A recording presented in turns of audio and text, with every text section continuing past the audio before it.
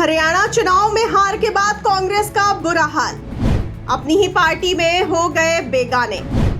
गर्दिशों में है राहुल गांधी के सितारे, उम्मीदवारों को ना बदलना कांग्रेस के लिए साबित हुआ नुकसान। बड़ी ही मेहनत मशक्कत के बाद कांग्रेस पार्टी सियासी सत्ता में कमबैक करते हुए राजनीतिक गलियारों में अपना खोया हुआ अस्तित्व वापस पाने की जद्दोजहद के बाद सत्ता में बढ़त बना पाई है। कांग्रेस सुप्रीमो राहुल गांधी ने अपनी पारिवारिक राजनीतिक विरासत को मजबूत करने के लिए लंबी यात्रा की और जन जन तक संपर्क करते हुए आगे बढ़े। लेकिन इन दिनों कांग्रेस के सितारे फिर से गर्दिशों में जाते नजर आ रहे हैं। जम्मू कश्मीर और हरियाणा चुनाव के बाद कांग्रेस पार्टी अब अपनों के ही बीच मजाक का विषय बनकर रह गई है और इंडिया गठबंधन के साथ ही उन पर हमले कर रहे हैं। हरियाणा और जम्मू कश्मीर चुनाव में कांग्रेस का वही हाल हुआ है जैसा लोकसभा चुनाव में बीजेपी का हुआ था।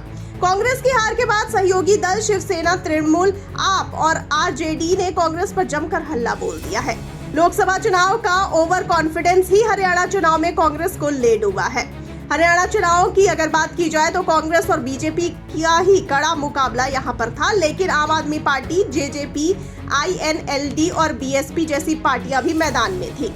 हरियाणा चुनाव में वोटों की गिनती के दौरान कांग्रेस और बीजेपी शह और मात का खेल बड़े ही जोरों पर चल रहा था, लेकिन आखिरकार बीजेपी ने कांग्रेस को पछाड़ते हुए जीत की हैट्रिक लगा दी, जिसके बाद इंडिया गठबंधन की रेल में कांग्रेस पार्टी का डब्बा डगमगाता हुआ नजर आ रहा है। पार्टियों के नेता ही राहुल गांधी पर वार करने में लगे हुए हैं और हरियाणा चुनाव के इस हार का पूरा ठीकरा राहुल गांधी के मत्थे पर आ गया। कांग्रेस की इस हार के बाद कई सहयोगी दल शिवसेना, तृणमूल, आप और आरजेडी ने जमकर घेर लिया।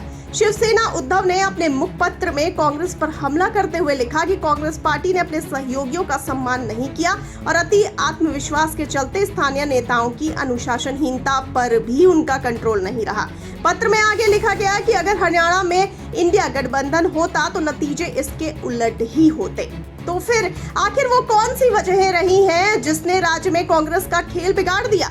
तो आपको बता दें कि जानकारों का कहना है कि जाट बनाम गैर जाट हरियाणा में करीब 22% जाट वोट है, जो काफी वोकल है। जाट समुदाय को लगा कि कांग्रेस के जीतने पर भूपेंद्र सिंह हुड्डा ही हरियाणा के मुख्यमंत्री बनेंगे, इसीलिए शायद यही वजह थी उन्होंने बीजेपी के पक्ष में वोटिंग कर दी।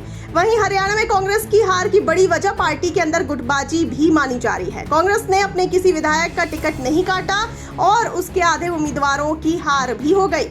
दलित वोटरों की दूरी भी एक महत्वपूर्ण वजह है। हरियाणा विधानसभा चुनाव के नतीजों पर गौर करें तो 10 से ज्यादा सीटों पर छोटे दल या निर्दलीय उम्मीदवार कांग्रेस की हार के पीछे बड़ी वजह रहे हैं।